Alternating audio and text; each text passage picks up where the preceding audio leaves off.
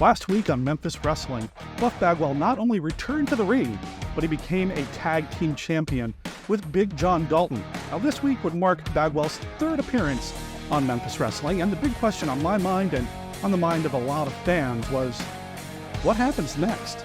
Now, we do kind of know that Bagwell is not 100% health-wise. They didn't make a big deal out of it last week when he won the championship, but the previous week when he challenged the then tag team champions Sir Matthew and Lord Gaston, Matthew and Gaston made reference to Bagwell wearing a boot. During the actual championship match itself, Buff Bagwell did seem a little stiff. Because it was a tag match, he was protected, and that's not to say he didn't do a good job. He did. He just didn't seem to have the same kind of bounce and energy as the other competitors in the ring.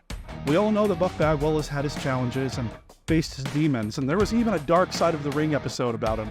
But even that episode ended on a more hopeful note than some other Dark Side of the Ring episodes. The bottom line is, it was good to see Buff Bagwell in the ring, and even win, but what next? Well, he evidently wasn't really even cleared to wrestle in the first place. Buff and Big John Dalton have to relinquish the titles, but Big John has 2 weeks to find a new partner to defend the championship in a brand new match. Now this doesn't sit well for Sir Matthew and Lord Gaston, who are backstage. One's screaming and pouting, and the other is crying while eating a banana? Anyway, as upset as they aren't booked in the show's main event, which is a #1 contenders match between 4 other tag teams. Now after this segment, there's some business from Mackenzie Morgan, the Memphis Wrestling Women's Champion. Memphis Wrestling is building a championship match between Mackenzie Morgan, MKZ, and Cassandra Golden. MKZ called out Golden and then gets in the ring for a match with Bashley Bones. Now that match just kind of ends when Cassandra Golden makes an appearance. It's not completely clear who actually won the match outside of a reference made just before the bell rang when the match started, stating that this was a championship match, and since MKZ didn't actually lose the title, I guess she won? There are some shenanigans with a pen and an attack on someone's eyes, but the camera work and the editing is a little confusing. We have to rely on commentary to tell us just what exactly is happening. Now, where Memphis Wrestling is really excelling right now is the storytelling involving the genetic nightmare, Mike Anthony.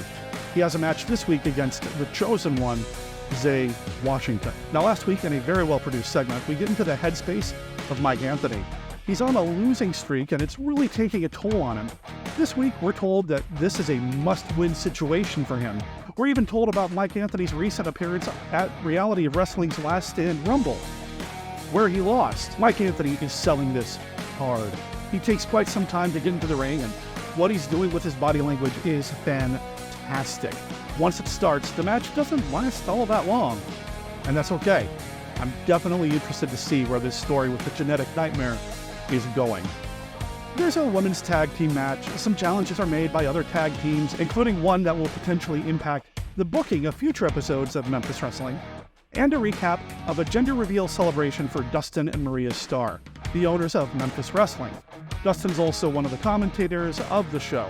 I've never seen a gender reveal announcement made via wrestling match, but it looked like a lot of fun. Congratulations, by the way, to Dustin and Maria. Now the main event is that #1 contendership match for the tag team championship. There are 4 tag teams involved.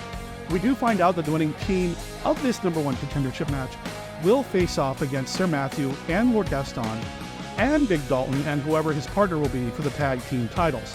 So I guess that's why Gaston and Matthew were not included in this match. They're already locked in for a rematch. And honestly, the match itself is a little messy, but there are some good spots, especially courtesy of Alex Cross. It's a shorter match, and then the episode of this week's Memphis Wrestling just kind of over. Now, I'm a fan of Memphis Wrestling. I like a lot of the wrestlers there, and the studio setting is large enough to allow for some high-flying action and out-of-the-ring shenanigans to go with the very good in-ring work. Some of the storytelling, especially some of the long-form storytelling, like what's happening with Mike Anthony, is captivating, and I can't wait to see where that goes next. And who's going to be Big John Dalton's tag team partner? Buff Bagwell said that he had someone in mind and implied that it's going to be another big name from WCW. Guess I'll have to keep tuning in to find out. And I hope you keep tuning into the Suplex stream. Please like and subscribe, and I'll keep you up to date with what's happening with Memphis Wrestling, as well as other promotions that don't always get a lot of attention here on YouTube. Because I'm Brother D, and I believe in indie wrestling.